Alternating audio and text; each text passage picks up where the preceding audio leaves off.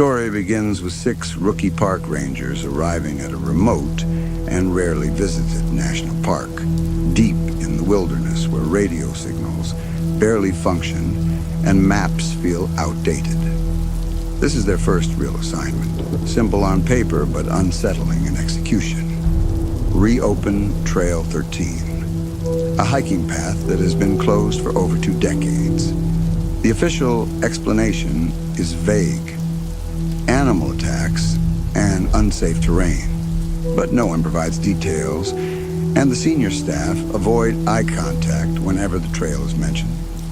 The group consists of Ava Reynolds, sharp and observant, Tyler Boone, overly confident and dismissive of danger, Maya Singh, a rule follower who trusts official explanations, Jake Cruz, quiet but experienced in survival, Logan Pierce, the group's comic relief, and Supervisor Grant, a seasoned ranger who seems unusually tense about the mission. From the moment they arrive at the ranger station, the atmosphere feels wrong. Old bulletin boards have faded warnings, and a large park map shows Trail 13 crudely scratched out, as if someone wanted to erase it rather than mark it closed.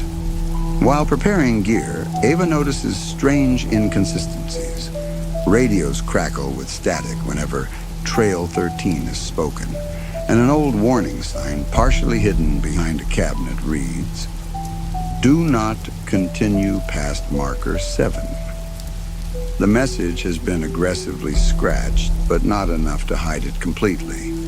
When Ava brings it up, Grant quickly dismisses it as outdated protocol, urging the team to stay focused and move out before sunset.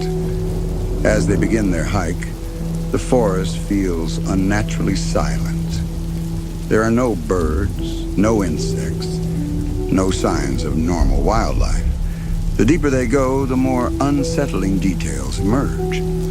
Trees along the trail are carved with strange, repetitive symbols, not random, but deliberate, like markers or warnings.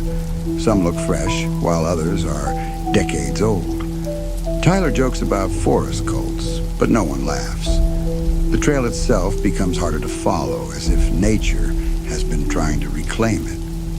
Broken signs lie scattered, many of them violently scratched or shattered. Around marker 7, the atmosphere shifts even further, an invisible boundary where even the air feels heavier. Jake quietly points out that there are no animal tracks anywhere, which contradicts the official story of attacks. Despite the unease, Grant orders them to set up camp nearby, insisting they'll continue deeper in the morning. As night falls, the forest becomes suffocatingly dark. The group gathers around a small fire, trying to keep morale up, but the silence presses in from all sides. That night, Ava wakes to a faint sound. Footsteps. Slow. Measured. Circling the camp. At first, she assumes it's one of the others, but as she listens carefully, she realizes something is wrong. The steps are too deliberate, too controlled. She peeks out of her tent and sees nothing. Yet the sound continues, just beyond the trees. Then it stops. Complete silence. But Ava knows one thing for certain now. They are not alone out there. Morning comes slowly, like the forest itself is reluctant to let the light in. The group wakes to an uneasy silence, thicker than the night before. At first, everything seems normal, until Ava notices something off. Tyler's gone. His tent is unzipped, his sleeping bag half outside, like he left in a hurry, or was pulled out. Logan jokes that Tyler probably went off early to prove a point, but the humor dies quickly when they realize his gear is still there. No backpack, no food, no weapon. Grant immediately takes control, brushing it off as reckless behavior. He wandered off. "We'll find him," he insists. But there's tension in his voice now. The group splits slightly to search nearby. That's when Jake finds it. A few meters away from camp, a tree smeared with dark, drying blood. Below it lies Tyler's radio, crushed as if stomped on. Nearby, pieces of his ranger uniform are scattered, ripped, not torn cleanly like an animal attack. There are no drag marks, no clear footprints, just sudden violence and then nothing. Maya tries to rationalize it. Maybe a predator, something fast, but Jake shakes his head. No tracks, no signs of struggle moving away. This doesn't make sense. The blood trail stops abruptly, like Tyler vanished into thin air. Now the panic starts to settle in. Grant grows more aggressive, insisting they regroup and stay calm. He refuses to call for backup, claiming the radios are unreliable this deep in the park. Ava notices something strange. He's not surprised enough. As the day drags on, the forest feels tighter, closing in around them. The carved symbols on the trees become more frequent now, almost like they're being guided or funneled. By late afternoon, they decide to return to camp and wait until morning. But night comes again, and with it, something worse. As darkness swallows the forest, strange noises begin. At first, it's faint, branches snapping in the distance. Then footsteps again. Faster this time, circling, stopping, moving, then a voice. "Guys, help!" It's Tyler, clear, close. Logan jumps up calling back, but Jake grabs him immediately. "That's not him," the voice repeats. But something is off. The tone is wrong, hollow, like it's being copied. Ava slowly turns toward the trees and sees it. A figure standing between them, perfectly still, watching, too far to make out detail. But tall, human. Then it steps back into the darkness and disappears. Panic erupts. No one sleeps.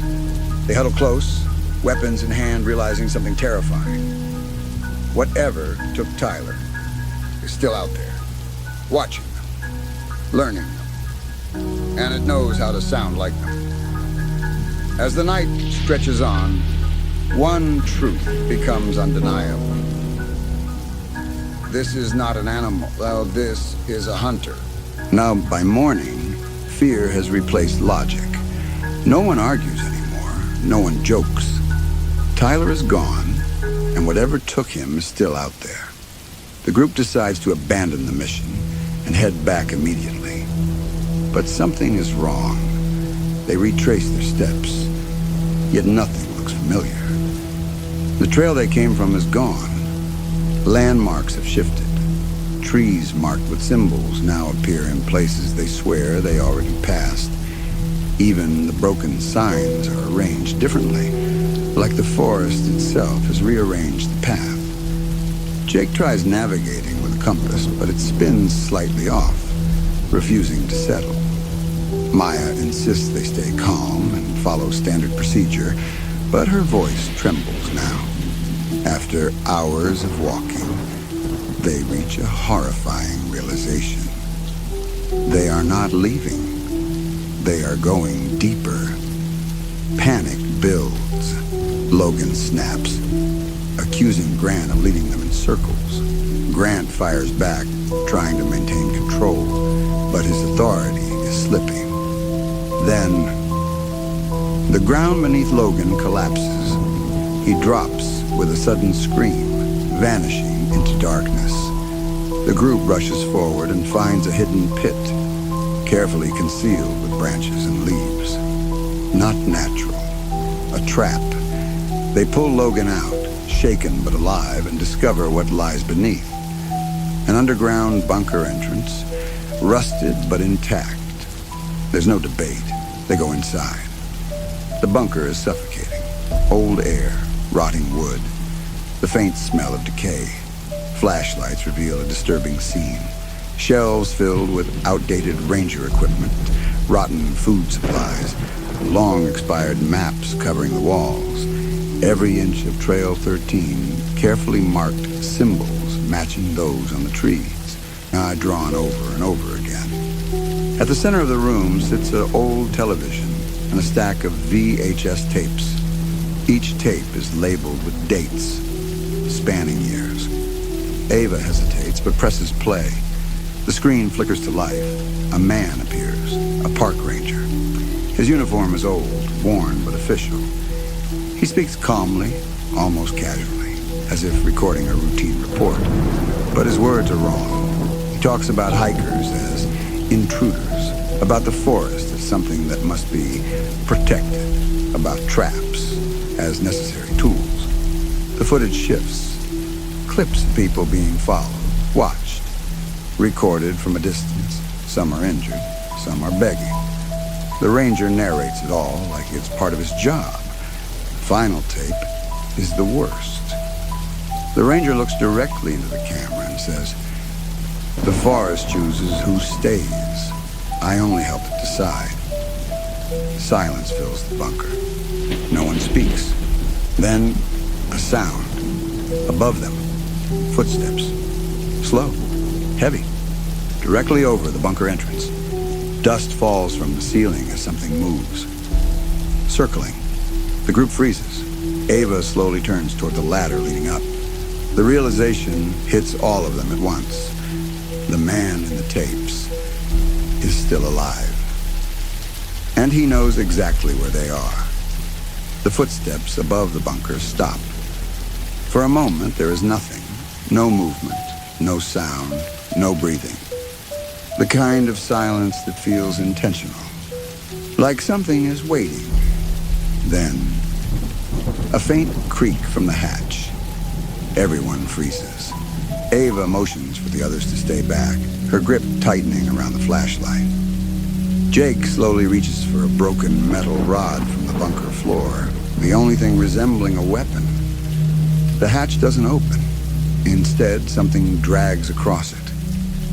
A long, slow scrape, then silence again. Minutes pass before anyone dares to move. Grant whispers that they need to leave, now.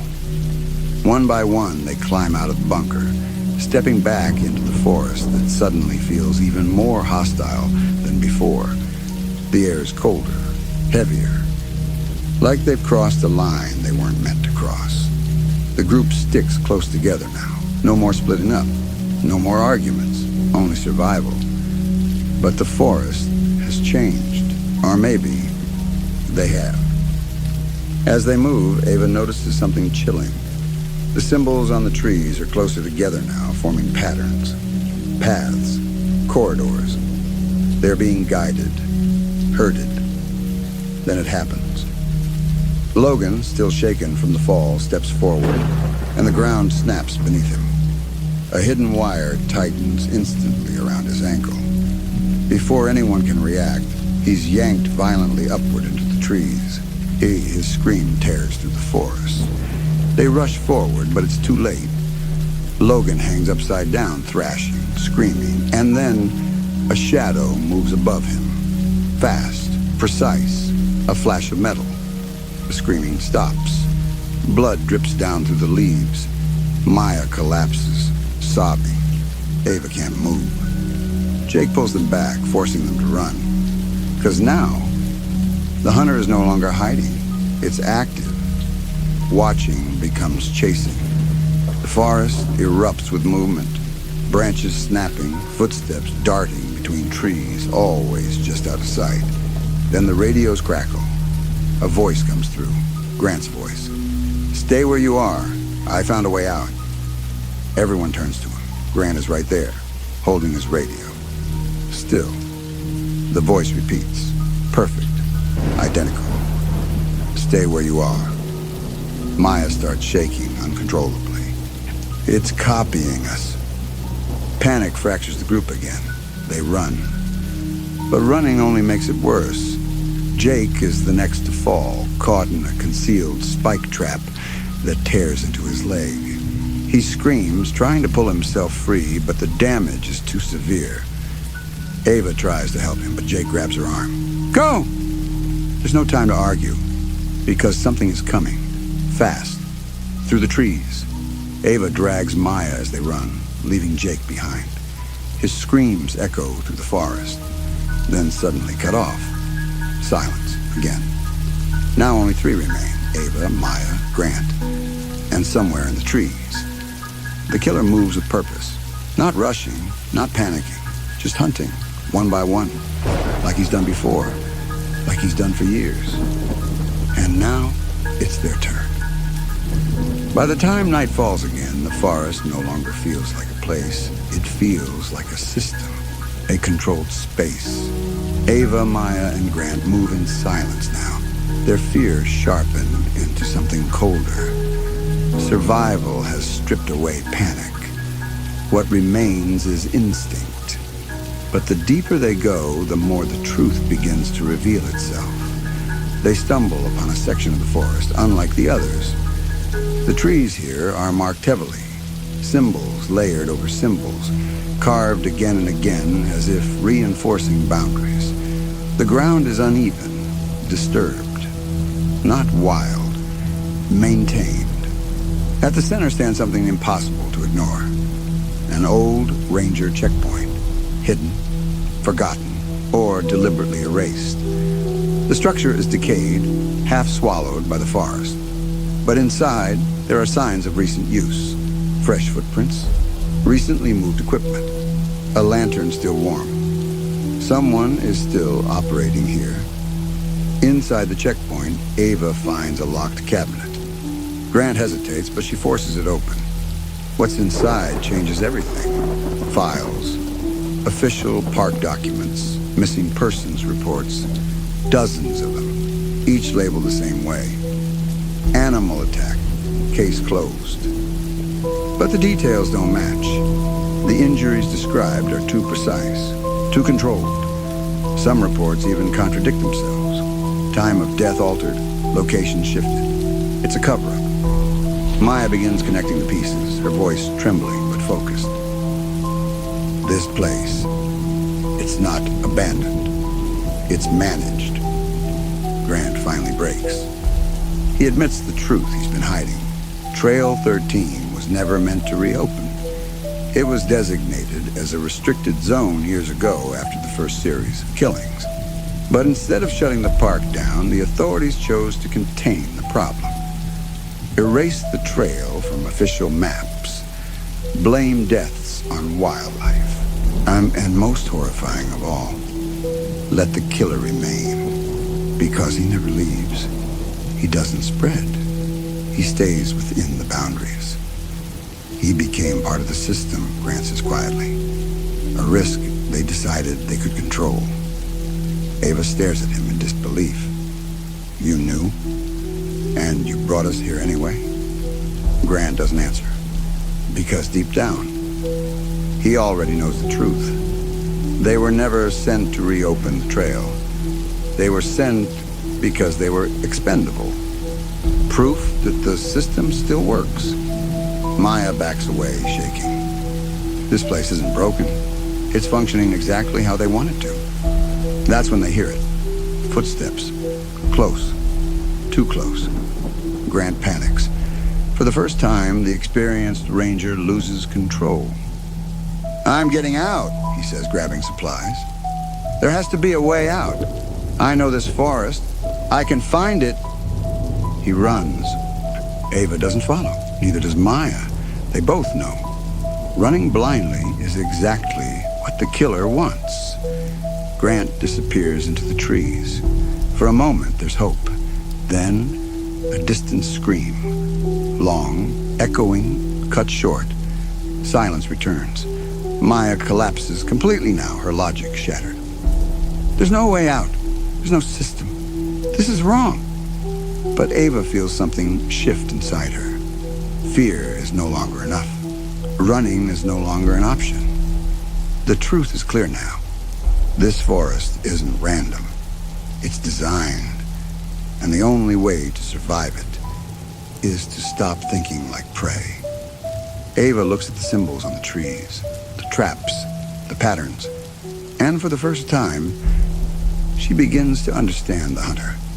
Because if this place is built for killing, then maybe it can be used to fight back. By dawn, the forest feels different. Not quieter, not safer, but understood.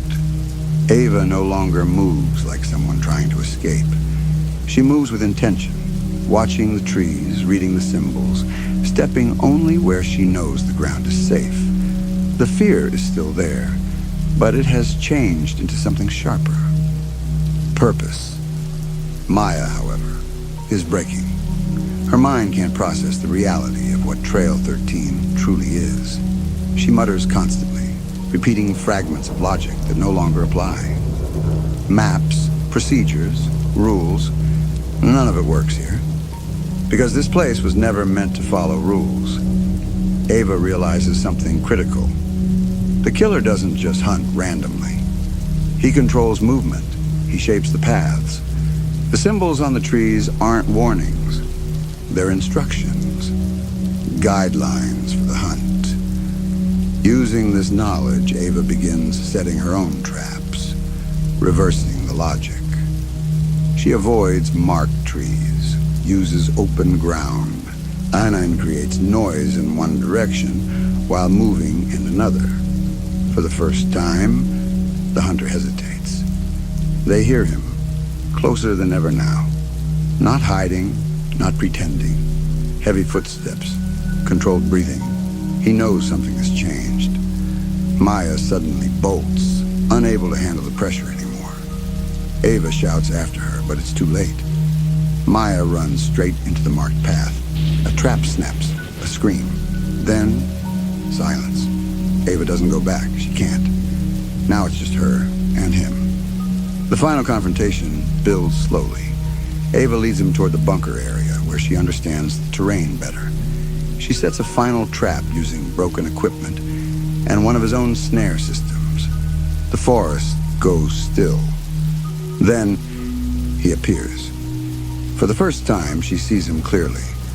An old ranger uniform, stitched and repaired over years. A mask made from scraps, fabric, leather, pieces that don't belong together. His movements are calm, patient, experienced. This is not rage, this is routine. He steps toward her and triggers the trap. The snare tightens, pulling him off balance. Ava doesn't hesitate. She attacks with everything she has. Metal, stone, raw survival instinct. It's brutal, desperate, close. And finally, he stops moving.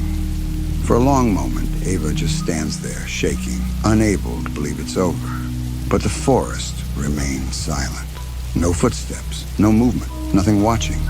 For the first time since they arrived, it feels empty. She walks. Hours pass. Then she sees it. The ranger station. Exactly as it was. Clean, normal, safe. She stumbles inside, exhausted, barely able to speak. Other staff rush to her, confused. "Where did you come from?" one asks. "Trail 13, she whispers. The room goes still. A ranger slowly turns toward the wall map. Ava follows his gaze. There it is. The official park map. Clear, updated, and on it, Trail 13 is marked in red.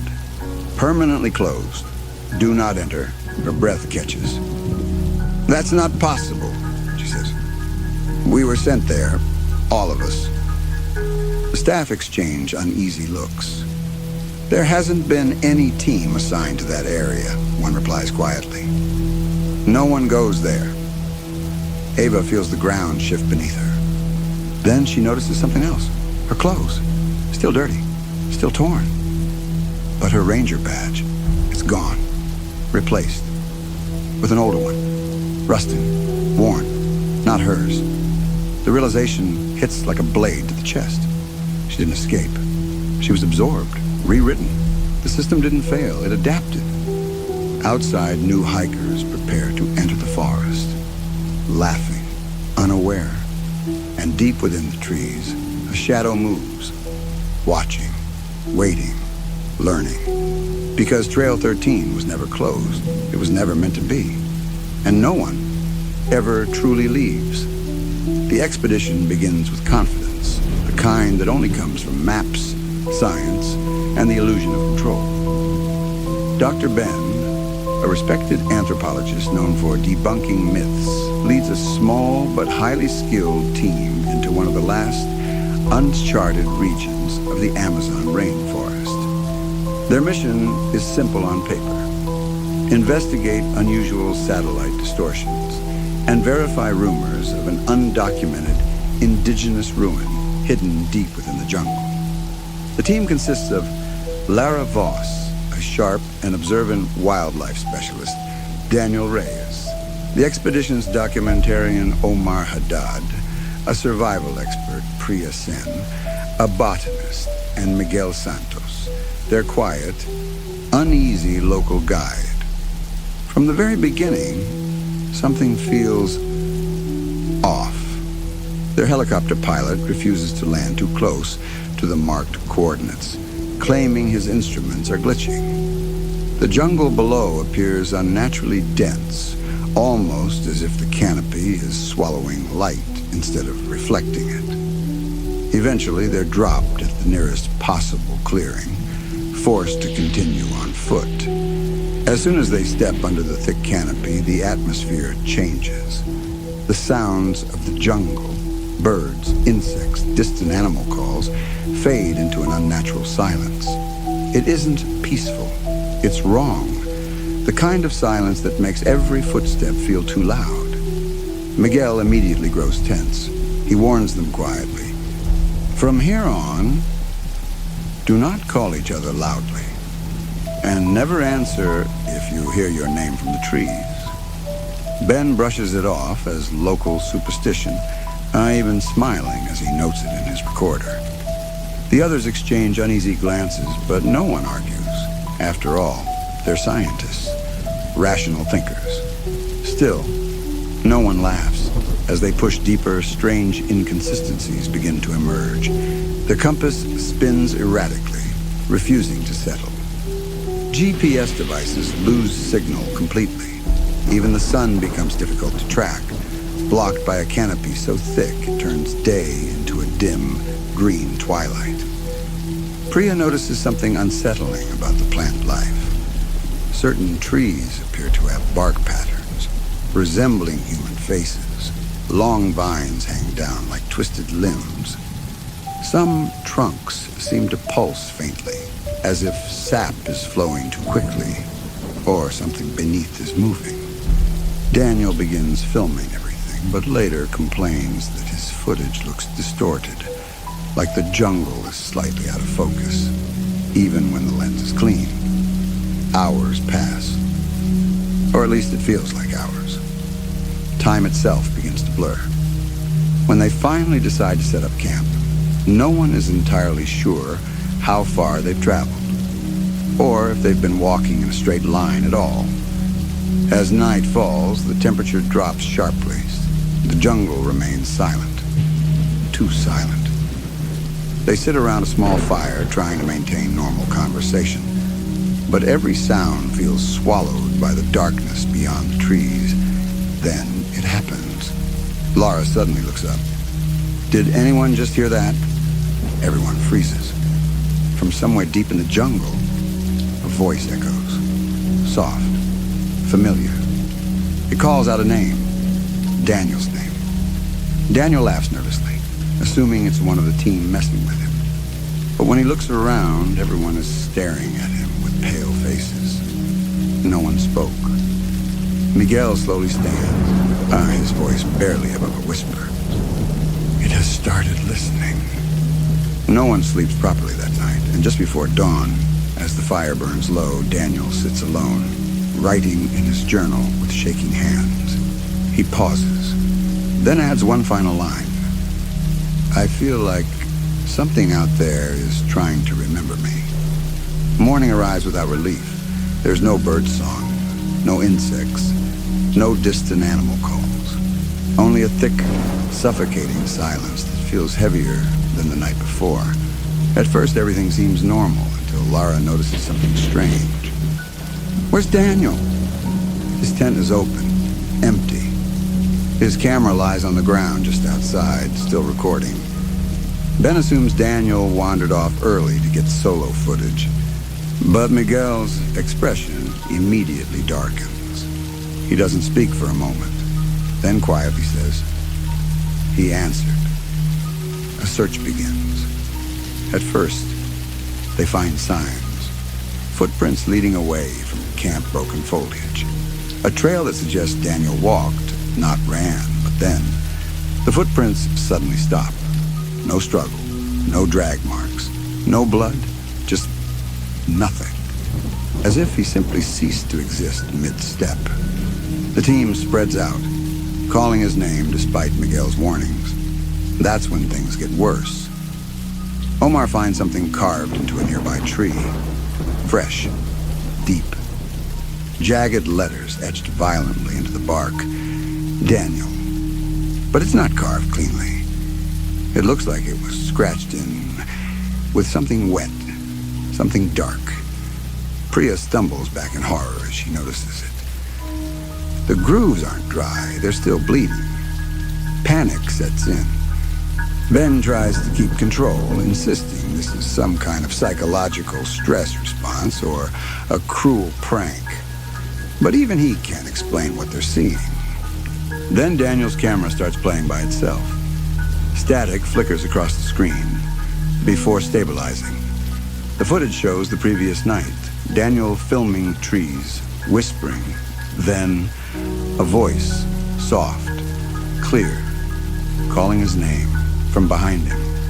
The camera slowly turns, but there is nothing there. Only darkness between the trees. Then the footage distorts violently. Shapes flicker. For a split second, something appears in frame. A tall figure, stretched, its body blending with the trees, its face smooth and blank. And then the video cuts. Silence. No one speaks. Lara tries to recall Daniel's face, but something feels wrong.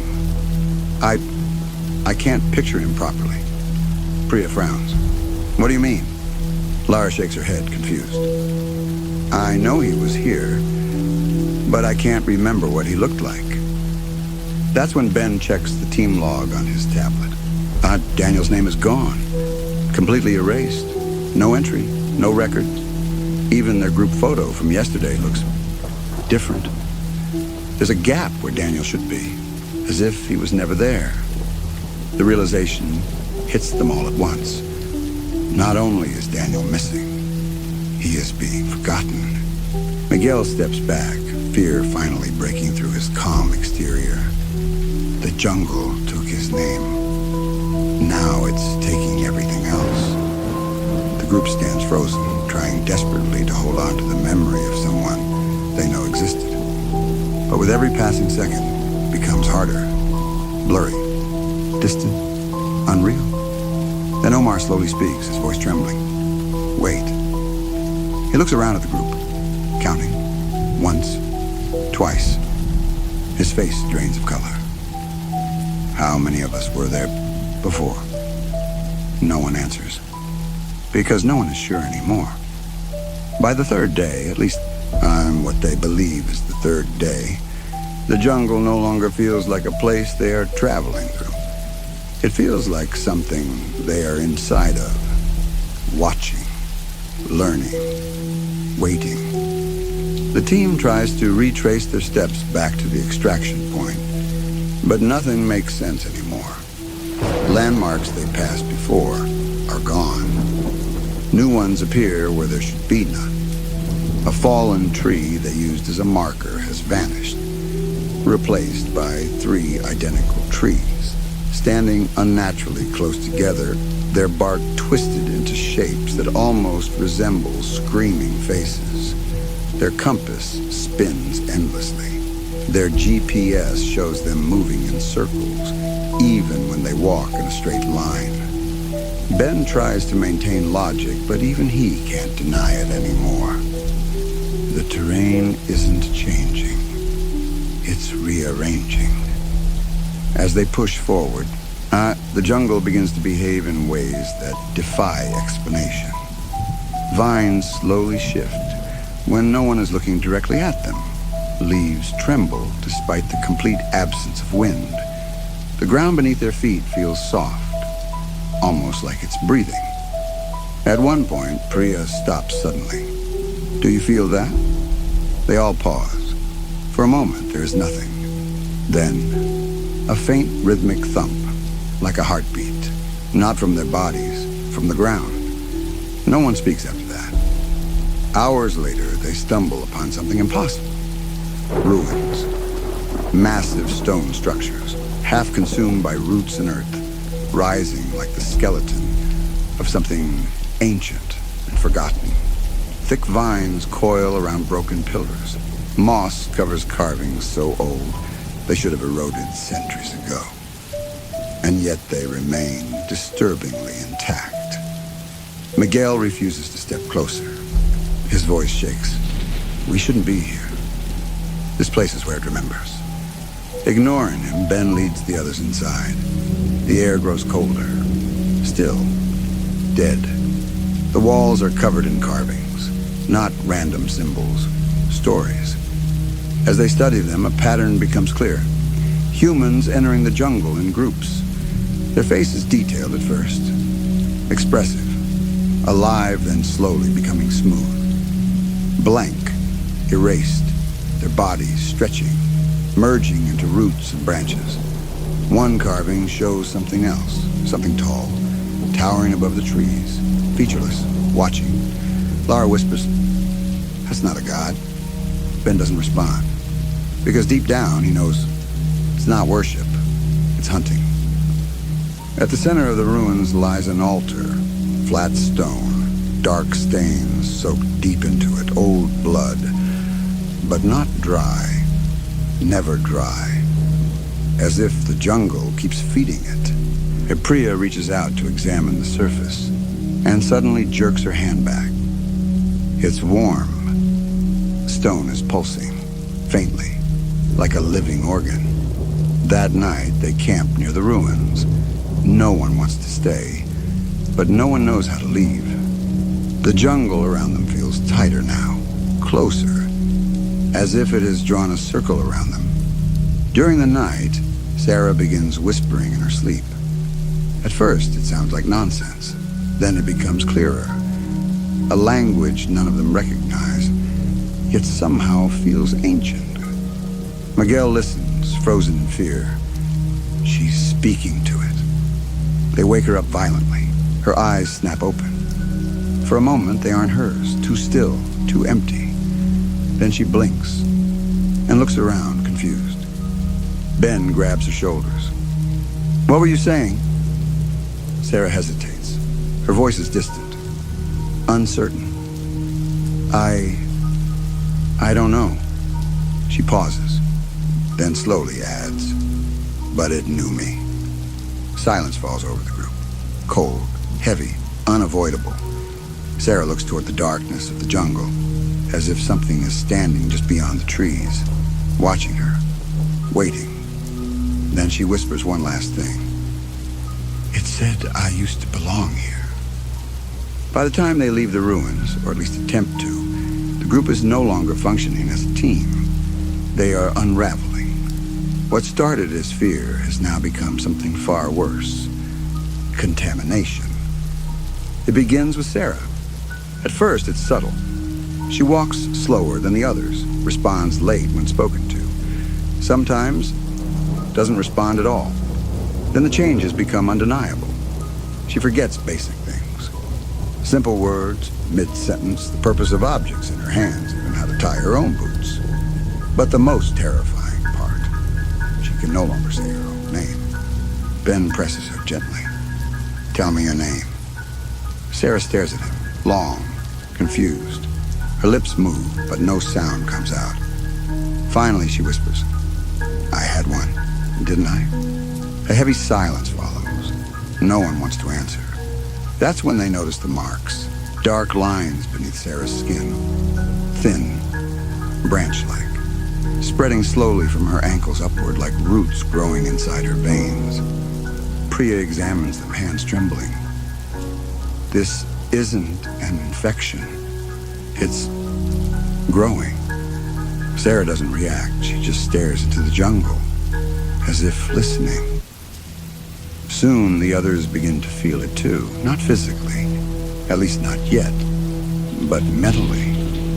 Something is slipping. Omar forgets where they set camp just hours ago. Priya calls Ben by the wrong name. Multiple times, Lara swears she heard her own voice calling her, deeper into the trees, and worst of all, they all begin to forget Daniel completely. Not just his face, not just his voice, but the fact that he ever existed at all. Only Ben resists. Barely. He starts writing everything down obsessively. Names, dates, events over and over again, as if afraid the words themselves might vanish. If we stop remembering, we're already gone. That afternoon, something breaks. Omar disappears. No warning, no sound. One moment he's there, walking just ahead of the group. The next, gone. No footprints, no trace, only a single tree standing where he should have been, its bark freshly torn, and carved into it, a name. But none of them recognize it. No, they stare at it in confusion. Lara frowns. Whose name is that? No one answers. Because no one remembers Omar anymore. Panic turns into paranoia. They stop trusting each other. They stop speaking names out loud. Miguel finally snaps. This is how it spreads. It learns you. Then it replaces you. Ben tries to hold on to logic, but even he is slipping. He looks at Lara, and for a split second, he doesn't know who she is. That night is the worst. No one sleeps, because something is moving around the camp. Slow, heavy, intentional. Branches crack under invisible weight. Footsteps circle them, but never reveal themselves. Then, a voice, soft, clear, from just beyond the firelight, calling out a name, not from memory, but from inside their heads. Each of them hears something different. Someone whispers their name perfectly, lovingly, inviting them. One by one, they cover their ears, terrified. But Sarah, she stands, slowly, calmly, her expression blank, peaceful. It's calling me back. Ben grabs her arm. No, don't listen to it. She looks at him, not with fear, not with confusion, but with quiet understanding, as if she knows something he doesn't. You don't need names where I'm going. Her skin cracks slightly as the dark root-like veins spread further. Tiny vines begin to emerge from her fingertips, reaching, seeking. Suddenly, from outside the firelight, a shape moves. Tall, unnatural, blending with the trees, watching them, learning them, becoming them. Ben whispers, barely holding himself together. It's not hunting us. He looks at Sarah, at the spreading roots, at the jungle closing in. It's turning us into itself. And somewhere in the darkness, something whispers back, repeating their names, over and over, until even those begin to fade. By now, the jungle has stripped them down to almost nothing. Only Ben, Lara, and Miguel remain. Or at least, those are the names they are still trying to hold on to. Ben's notebook has become his lifeline. Every inch of it is filled with frantic writing, names repeated over and over, events rewritten again and again, as if the act of recording reality is the only thing keeping it from dissolving. But even the ink is starting to fade. Letters blur, words disappear. Like the jungle is learning how to erase even written memory, they return to the ruins. Not by choice, but because every path, every direction, somehow leads them back. The nameless zone doesn't let you leave. It pulls you inward, to its center, to its truth. Miguel finally breaks. His fear turns into desperation as he reveals what he had been hiding all along. This place isn't just a forbidden zone. It's an ancient feeding ground, long before maps, before borders, before language as they know it. There was a tribe that lived here, but they didn't worship a god.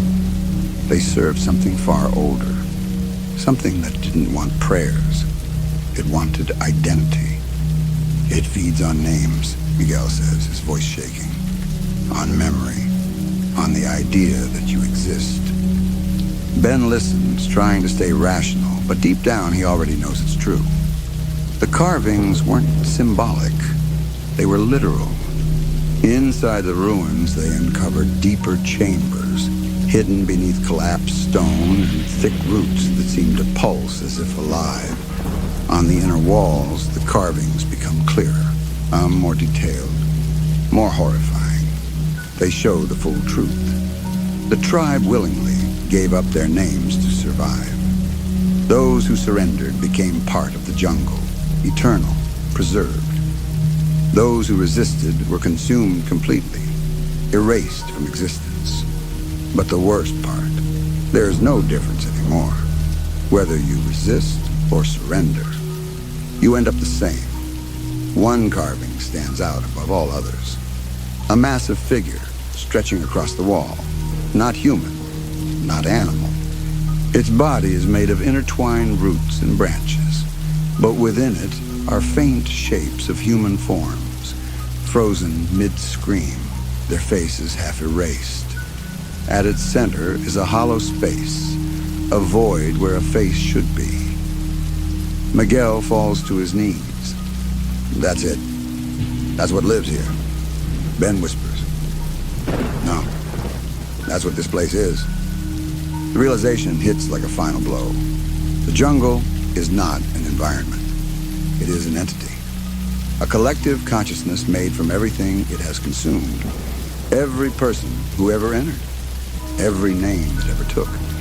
Every memory it ever erased. All of them are still here. Watching. Whispering. Trying to be remembered. Behind them, something moves. They turn and see Sarah. Or what used to be Sarah. She stands at the entrance of the chamber, barefoot. Still. Her skin now cracked with thick, root-like growth spreading across her body. Her eyes are hollow, empty, yet aware. She tilts her head slightly. You're still holding on. Her voice echoes strangely, layered with others beneath it. Not one voice, but many. Ben steps back, horrified. Sarah, fight it, please. She smiles faintly, but it is not human.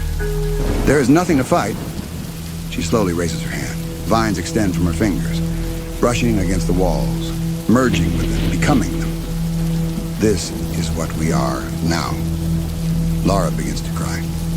No, we can still leave. We just need to... She stops, mid-sentence. Her expression changes. Confusion, fear. Wait, what were we talking about? Ben's heart drops. It's happening fast now. Too fast. Miguel grabs Ben's arm desperately. Listen to me. There's only one way. Ben looks at him, barely recognizing him anymore. What way? Miguel's eyes are wild, tears streaming down his face. You have to give it up. Your name, your memory, before it takes it from you. Ben shakes his head. That's death. Miguel whispers. No. He looks around at the living walls, the breathing roots, the silent, watching jungle. This is worse. Behind them, Sarah steps closer. The ground pulses beneath their feet. The jungle tightens, closing in, listening, hungry. Ben clutches his notebook, his name written across every page. But the ink is fading. Fast, too fast. And for the first time, he can't remember writing it. There is no escape. By the time the final moments unfold, the jungle has already won. Ben runs. Or at least, he thinks he does. His legs move, branches tear at his skin, roots twist beneath his feet. But no matter how far he goes, the environment never changes. The same trees, the same shadows, the same suffocating silence. It's like running inside something, not across it. Behind him, Lara's voice echoes. Wait, don't leave me. He turns, but no one is there. Just trees, watching. His notebook is still clutched in his hand, pages torn, words smeared, names written over and over again.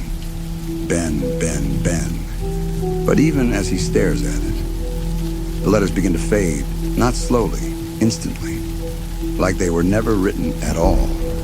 He flips through the pages in panic, blank, every page empty. No, this isn't real. But deep down, he knows it is. The jungle begins to speak, not in whispers anymore, clearly, calmly, from everywhere at once. You don't need that anymore. Ben freezes. The voice isn't coming from outside. It's coming from inside his own head. Memories begin slipping away, fast, violently. He forgets where he was born. He forgets why he came here. He forgets the faces of his team. He tries to hold on to something, anything. But it's like trying to grab water. Everything falls apart. Then he sees her. Lara, standing ahead between the trees. Still, silent. Her body partially rooted into the ground. Thin vines wrap around her legs, climbing slowly upward. Her skin pale, cracked. Her eyes empty, but peaceful. She looks at him, not with fear, not with pain, but with acceptance. You're still trying to remember? Ben stumbles toward her. Lara, please, we can still get out. We just have to... He stops. His expression shifts. Confusion floods his face. We just have to... Silence. The thought is gone. Lara tilts her head slightly. There is no out. Her voice echoes unnaturally, layered with others. There never was. The ground beneath Ben's feet pulses again, stronger this time. He looks down. Thin cracks spread through the soil, and from them, roots, dark, twisting, reaching. They wrap around his boots, his ankles, climbing slowly. He tries to pull away, but he's too late. The jungle is not attacking him. It's welcoming him. His breathing slows, his panic fades. Not because he's safe, but because he's forgetting why he should be afraid. What? Is my name? The question escapes his lips before he even realizes it. There's no answer, only silence. The trees around him begin to shift. Their bark stretches, bends, forms shapes, faces, dozens of them, hundreds, all faint, all incomplete, all watching him. And then they begin to whisper, not loudly, not violently, but gently, almost kindly. You don't need one. Ben's body stills. The roots tighten. His hands drop to his sides. The last fragment of resistance fades. And then he smiles. Years later, a new expedition team arrives. Different people, different purpose, same mistake. They find remnants scattered through the jungle. Rusted equipment, torn fabric, a weathered notebook lying half buried in the dirt. One of them picks it up, flips through it. Every page is blank, except one, at the very center. A single sentence written faintly, barely visible. Something here remembers me. The team looks around uneasily. One of them asks, "Who wrote this?" Another shrugs. Does it matter? The camera slowly pulls back, deeper into the jungle, past the trees, into the shadows, where the bark begins to shift, subtly, quietly, forming faint human shapes beneath the surface. Faces that almost exist, voices that almost speak, and deep within the jungle, something ancient listens, patient, hungry, waiting, for someone new to say their name. Drake had worked in national parks for nearly a decade, but nothing in his experience prepared him for Black Hollow Range. The transfer order had been sudden. No explanation, no briefing, just coordinates and a warning stamped in red ink across the file. Temporary assignment only. That alone should have raised questions. Instead, Drake packed his gear and drove deep into the Alaskan wilderness, chasing the kind of isolation most rangers avoided. Black Hollow didn't feel like any forest he'd known. It felt aware. The moment Drake crossed into the reserve, his compass needle began to twitch, then spin entirely, refusing to settle. He checked it twice, even tapped it against his palm, but it kept circling like it had lost its sense of direction. His radio wasn't any better. Static bled through every channel, occasionally breaking into faint, almost human whispers that cut off the moment he tried to focus on them. By the time he reached the ranger station, the sun was already sinking behind the jagged tree line. The cabin stood alone, weathered and half swallowed by creeping vines. The wood looked older than it should have been, darkened in places as if something had burned it from the inside out. Drake stepped inside, boots echoing against the hollow floor, and immediately noticed the smell. Damp wood, rust, and something faintly metallic. Blood, he thought. But there were no visible stains. Trying to ignore the unease creeping under his skin, Drake began going through the old ranger logs, stacked on a dusty shelf. Most entries were routine, weather notes, patrol routes, but as the dates grew older, the tone shifted. Shorter sentences, messier handwriting, and one line repeated over and over, written by different hands across different years. Do not cross the boundary line. Drake frowned. There was no such line marked on his official map. No fences, no warnings, nothing. Outside, the forest had gone completely silent. No wind, no insects, no movement. It was the kind of silence that pressed against your ears until it felt like something was missing. That night, sleep didn't come easily. When it finally did, it came with a dream. Drake stood among the trees, though he didn't remember leaving the cabin. The forest stretched endlessly around him, darker than it should have been, the trunks of the trees twisting unnaturally as they reached toward the sky. And then he saw it. A figure standing between the trees. Tall. Still. Its body looked almost human, but its face was wrong. As if it had been melted, features sinking into shadow, shifting in ways that made Drake's eyes ache, just trying to focus on it. It didn't move, but it felt closer. Closer than it should have been. Then it spoke. Not loud, not even clear. Just a whisper that seemed to come from everywhere at once. You've already crossed. Drake jolted awake, heart pounding violently in his chest. The cabin was dark. The silence outside had returned. For a moment, he thought it had all been a dream, until he looked down. His boots, still by the door, were covered in wet black mud, and the floor beneath him was smeared with fresh tracks leading outside. Drake didn't remember opening the door. He didn't remember stepping into the forest. But something inside him knew the truth. Whatever was in Black Hollow had already found him. Drake didn't sleep again after that night. He cleaned the mud from the floor just before sunrise, scrubbing harder than necessary, as if he could erase whatever had followed him back from the forest. But no matter how much he tried to rationalize it, sleepwalking, stress, unfamiliar terrain, the feeling in his chest refused to fade. Something was wrong. By mid-morning, he forced himself back into routine. Gear check, radio test, patrol route. Normal things that made sense. The forest, however, didn't. About 2 miles into his patrol, Drake found her.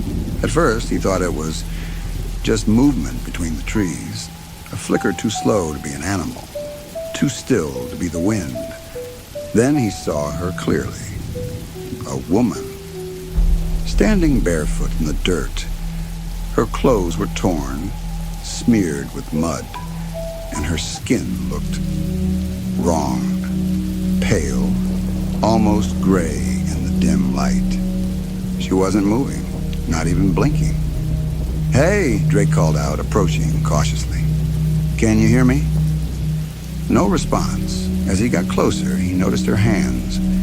She was scratching herself, slowly, repeatedly, dragging her nails across her arms like she was trying to peel something off her skin.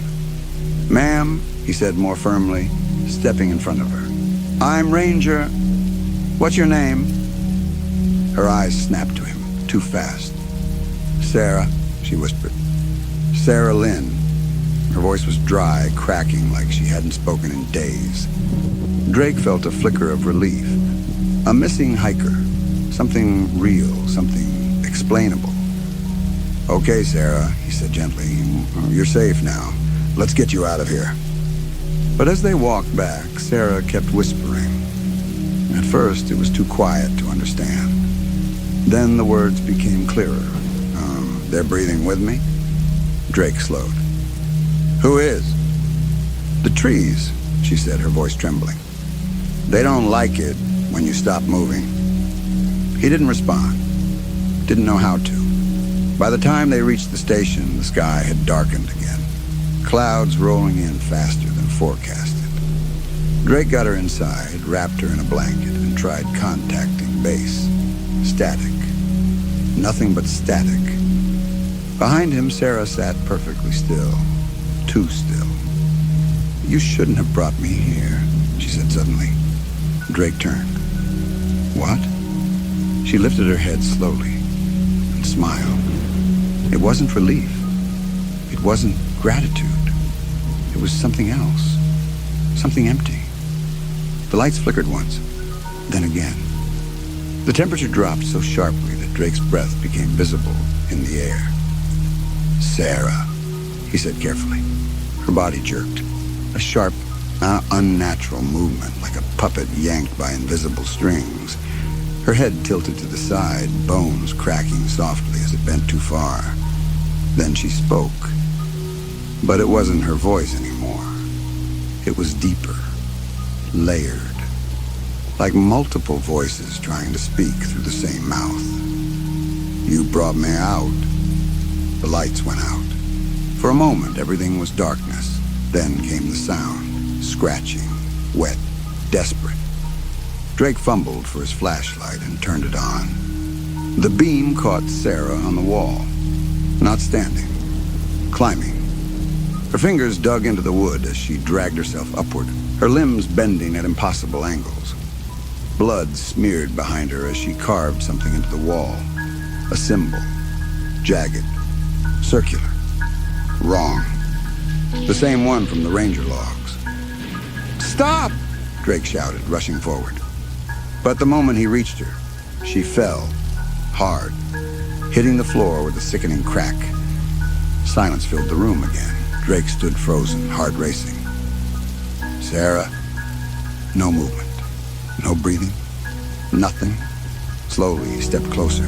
Her eyes were open, wide, black, not dark, not shadowed, completely black, and her body was cold. Far too cold. Drake staggered back, his mind struggling to process what he had just seen. This wasn't a lost hiker. This wasn't exhaustion. This wasn't anything he could explain. And as he looked at the symbol carved into the wall, still wet with blood, he realized something far worse. Whatever had been inside Sarah was no longer there. It had moved, and it had used him to get closer. Drake didn't report Sarah's death. He couldn't. Not because he didn't want to, but because nothing about it made sense. No wounds that explained it, no signs of struggle.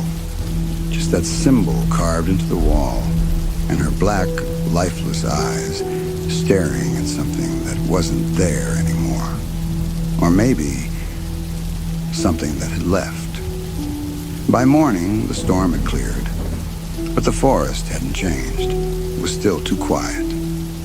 Drake stood outside the ranger station, staring into the trees, gripping his map tighter than necessary. He had marked every strange detail from the logs, every mention of the boundary line, every coordinate scribbled in margins like warnings no one had listened to. There was a pattern, and it all pointed deeper into Black Hollow. "I just need to see it," he muttered to himself. "Just understand it." That's how it starts, a voice in the back of his mind whispered. He ignored it. An hour later, Drake was standing in front of it, the boundary line. At first, it didn't look like anything special. Ain't just trees. But the closer he stepped, the more wrong it felt. The ground changed, grass fading into dry, gray soil that cracked under his boots. The air grew heavier, thicker, like breathing through something invisible. Even the light seemed dimmer, as if the sun itself refused to fully reach this place. And then he noticed the trees. They were blackened, not burned like in a fire, no ash, no charring, but dark from within, as if something inside them had died long ago and never left. Their bark twisted unnaturally, forming shapes that almost looked like faces frozen mid-scream. Carved into them were the symbols, hundreds of them, layered over each other, old, deep, repeated. Drake swallowed hard. "This isn't natural," he whispered. His radio crackled. He froze. For a moment, there was only static, then faintly, a voice. "Turn back." Drake's grip tightened. "Base, is that you?" No response. Just the same whisper again, slightly clearer this time. "Turn back." But it didn't sound like a warning. It sounded like a plea. Drake stepped forward. The moment his boot crossed the invisible line, everything changed. The forest seemed to inhale. The silence broke, not with sound, but with presence. Shadows stretched in ways they shouldn't, bending against the direction of light. The air grew colder, pressing against his skin like something alive. And then, movement between the trees. Drake turned sharply, heart pounding. For a split second, he saw them, figures, tall, thin, standing perfectly still among the blackened trunks, watching him. He blinked. They were gone. "No," he muttered, backing up slightly. "No, no." But the ground behind him didn't feel the same. He turned. The line was gone. There was no clear boundary anymore, just more forest, more trees, more darkness. "I just came from there," he whispered, panic creeping into his voice. His radio burst to life again, this time louder, clearer, and unmistakably different. Too late. Drake stumbled back, breathing hard. He didn't remember the walk back to the station, didn't remember the path, didn't remember how long it took. But when he finally reached the cabin, one thing was clear. Something had changed. The air inside felt wrong, heavy, occupied. Drake slowly stepped inside, his hand hovering near his weapon. The door creaked shut behind him. And in the corner of the room, just for a second, he saw a shadow, not cast by anything, not connected to any object, just standing there, still, watching. Then it disappeared. Drake didn't move, didn't breathe. Because deep down, he already knew the truth. He hadn't just found the boundary line. He had crossed into something that wasn't meant to be escaped. And whatever lived there had come back with him. Drake stopped trusting time. At first, it was small things. A chair slightly moved from where he remembered leaving it. The front door unlocked when he was certain he had secured it. His radio switching on by itself, whispering static into the empty room. But then came the gaps. Hours. Gone. Drake would sit down at his desk, open his journal to document everything. And then suddenly it would be dark outside. His pen would still be in his hand. but the pages would already be filled, not with neat, controlled handwriting, but jagged, pressed deep into the paper like whoever wrote it was forcing the ink through. Over and over again, the same line. "It's inside now." Drake slammed the journal shut. "I didn't write that," he said out loud, his voice unsteady. But even as he said it, doubt crept in, because it looked like his handwriting. Just wrong. That night, power went out. No storm, no warning, just darkness swallowing the cabin whole. Drake grabbed his flashlight, the beam shaking slightly as he moved through the narrow hallway. Every step felt louder than it should have, echoing back at him like something else was walking just out of sync. Then he saw it. The mirror. It hung at the end of the hallway, old and slightly warped. Drake lifted the flashlight toward it and froze. His reflection stood there, but it wasn't copying him. He raised his hand slowly. The reflection didn't move. Instead, it smiled. A slow, unnatural stretch of the lips that didn't belong to him. Drake stumbled back, breath catching in his throat. No, that's not... The light flickered, and the reflection snapped back into place. Normal, perfectly mirrored, as if nothing had happened. Drake stared at it for a long time, then slowly turned away. Behind them, the silence broke. A soft scratching sound, coming from the walls. He spun around, flashlight sweeping across the wood, and found them. Symbols, carved into the walls, fresh, deep, bleeding sap, or something darker. "No," he whispered, backing up. "I didn't." But as he looked down, his breath stopped. There, on his forearm, was the same symbol, cut lightly into his skin, still red, still fresh. Drake's hand trembled as he touched it. "I didn't do this." From outside, a voice called his name. Drake. He froze. It sounded familiar. Another ranger, Mark Delaney. Drake rushed to the door and pulled it open. Mark stood just beyond the tree line, half hidden in shadow. "You okay?" Drake called. "I've been trying to reach you." Mark didn't respond, didn't move. Then slowly, he tilted his head. Too far. A soft crack echoed through the trees, and when he stepped forward into the light, Drake saw his eyes. Black. Completely black. "You hear it too, don't you?" Mark said quietly. Drake stepped back. "Mark, what happened to you?" Mark smiled. The same wrong smile Drake had seen in the mirror. "It's not just in the forest anymore," he said. "It's in us." Behind him, shapes began to emerge between the trees. More figures. More silhouettes. Standing. Watching. Drake slammed the door shut, locking it with shaking hands. The scratching in the walls grew louder. The whispers returned. Closer this time. Not from the radio, not from outside. From inside the cabin. Inside his head. "Let us in." Drake pressed his hands against his ears, but it didn't help.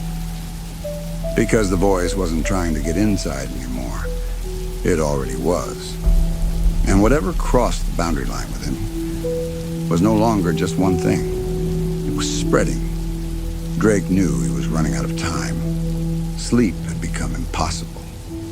Every time he closed his eyes, he saw the same thing. The blackened trees, the figures standing between them, and that shape, watching him, waiting for something, or guiding him. The whispers had changed. They were no longer chaotic. They were organized, leading him. That's what brought him to the old station. It sat half a mile behind his current post, long abandoned and nearly swallowed by the forest. He had seen it marked in the older ranger logs, but dismissed it before. Now it felt like the only place left to go. The door creaked as he pushed it open. Dust filled the air, thick and undisturbed, yet something felt wrong, like the place hadn't been as empty as it looked. Inside, everything was frozen in time. Old desks, rusted equipment, papers scattered across the floor, and symbols, carved into walls, scratched into wood, burned into surfaces, all the same, all repeating. Drake moved deeper inside, his flashlight cutting through the darkness, until it landed on something unusual, a metal hatch in the floor, partially hidden beneath a collapsed shelf, locked. Or at least, it had been. The lock was broken from the inside. Drake hesitated only for a second before pulling it open. A ladder descended into darkness. The air that rose from below was cold, not naturally cold, dead cold. He climbed down. Each step echoed too loudly, as if the space beneath him was much larger than it should have been. When his boots touched the ground, the beam of his flashlight revealed something he hadn't expected. A bunker. Concrete walls, sealed doors, old equipment still wired into rusted panels, and at the far end, a recording station. Drake approached slowly, brushing dust off the console. A small red light blinked faintly. Still working. He pressed play. Static filled the room. Then a voice. Old, tired, terrified. "This is Dr. Elias Varn. Lead researcher, Black Hollow containment site." Drake's breath caught. "We were wrong. This is not a phenomenon. It is not environmental. It is not natural." The audio crackled. "It is aware." Drake felt the temperature drop again. "We found it beneath the tree line. Something ancient. Something buried. We thought we could study it. Understand it." A pause. Then, "It learned us instead." Drake's grip tightened on the recorder. "It doesn't stay in one form. It moves through people, through thought, through fear. It doesn't need a body." The recording glitched. A faint, distorted whisper bled into the audio. "We tried to contain it. The boundary line. It was never meant to keep people out." Another pause. Longer this time. "It was meant to keep it in." Drake's heart pounded. "No," he whispered. "If you're hearing this, then it means the line has been broken." The voice dropped lower, colder. "And if it gets out of the forest?" The recording cut sharply. Silence flooded the bunker. Then, the whisper. Not from the speaker, behind him. "It already has." Drake spun around. The flashlight beam shook violently as it scanned the empty room. But he wasn't alone. He could feel it now, closer than ever. Inside the bunker, inside the air, inside him. His chest tightened as a realization hit him harder than anything before. He hadn't just crossed the boundary line. He had carried something back with him. Not just into the station, not just into the forest, but beyond it. And now, there was no containment left. Black Hollow wasn't holding the entity anymore. It was releasing it, through him. Drake ran. Not because he thought he could escape, but because standing still felt worse. The forest had changed again. Or maybe it had always been this way, and he was only now seeing it clearly. The trees no longer stood like trees. They leaned, and they twisted. They bent inward as if the entire forest was closing around him, guiding him somewhere. No matter which direction Drake turned, the path ahead looked the same. Dark, endless, wrong. "I'm getting out," he muttered, breath shaking. "There has to be a way out." But deep down, he already knew there wasn't. Every trail he followed curved back. Every landmark repeated. The same broken tree, the same split rock, the same silence. Until finally, he stopped. The boundary line. Or at least where it had been. The dead circle of land stretched out before him again, unchanged and yet somehow worse. The blackened trees stood like witnesses, their carved symbols darker now, fresher, as if something had been rewriting them from within. Drake stepped forward slowly. "I know what you are," he said, his voice hollow. "I know what you're doing." The air thickened, the silence deepened. "I'm not letting you out," he whispered. For a moment, nothing happened. Then, a sound behind him. Footsteps. Soft. Measured. Drake turned and saw himself, standing just a few feet away. Same face, same clothes, same expression. But something was wrong.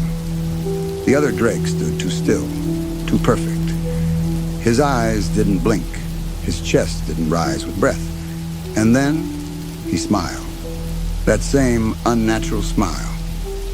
"You're still trying to leave," the other Drake said. The voice was layered, not human. Drake staggered back. "You're not real." The thing tilted its head. "You think you ever were?" Forest shifted. For a split second, Drake saw flashes. Him walking into the forest. Him crossing the boundary line. Him standing still among the trees. Not moving. Watching. Waiting. "No," Drake whispered, clutching his head. "That's not..." "You were always the door," the thing said softly. Drake froze. "You didn't bring me out," it continued. Its smile widened. "I became you." The realization hit like a knife. Every missing hour, every word in the journal, every step he couldn't remember taking. It hadn't been losing control.